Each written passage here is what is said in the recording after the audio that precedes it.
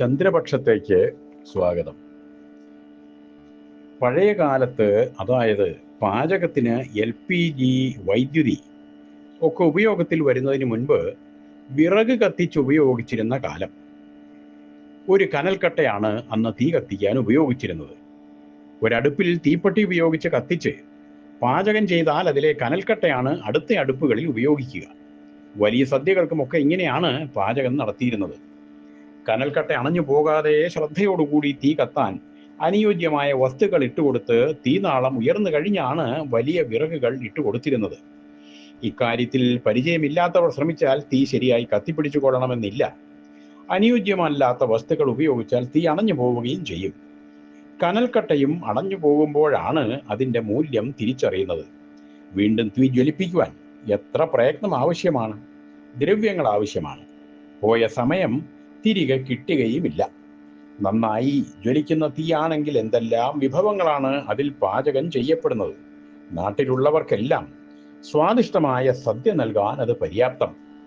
ഈ കനൽക്കട്ടയ്ക്ക് നമ്മുടെ ജീവനുമായി വളരെ അടുത്ത ബന്ധമാണ് ഉള്ളത്.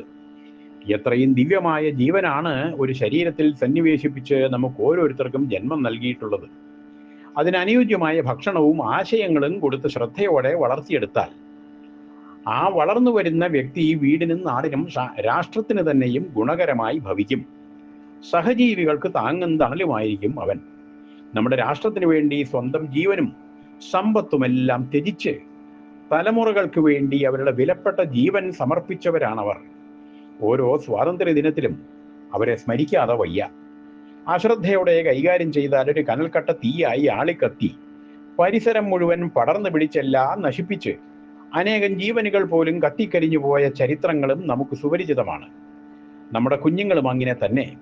വളരുന്ന കാലത്ത് ശ്രദ്ധിക്കാതെ തോന്നിയ വഴിക്ക് വളരാൻ അനുവദിച്ച് വീടിനും നാടിനും നാട്ടാർക്കും ഭീഷണിയായി മാറുന്ന എത്രയോ ജന്മങ്ങളാണ് നമുക്ക് ചുറ്റും.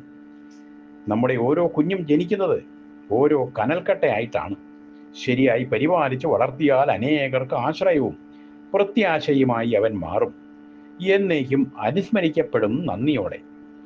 ഭീതിയോടെ അല്ലാതെ നന്ദിയോടെ സ്മരിക്കപ്പെടുന്നവരായി നമുക്ക് വളർത്തിയെടുക്കാം ഓരോ വ്യക്തികളും സമൂഹവും അതിനല്ലേ പരിശ്രമിക്കേണ്ടത്. നമസ്തേ.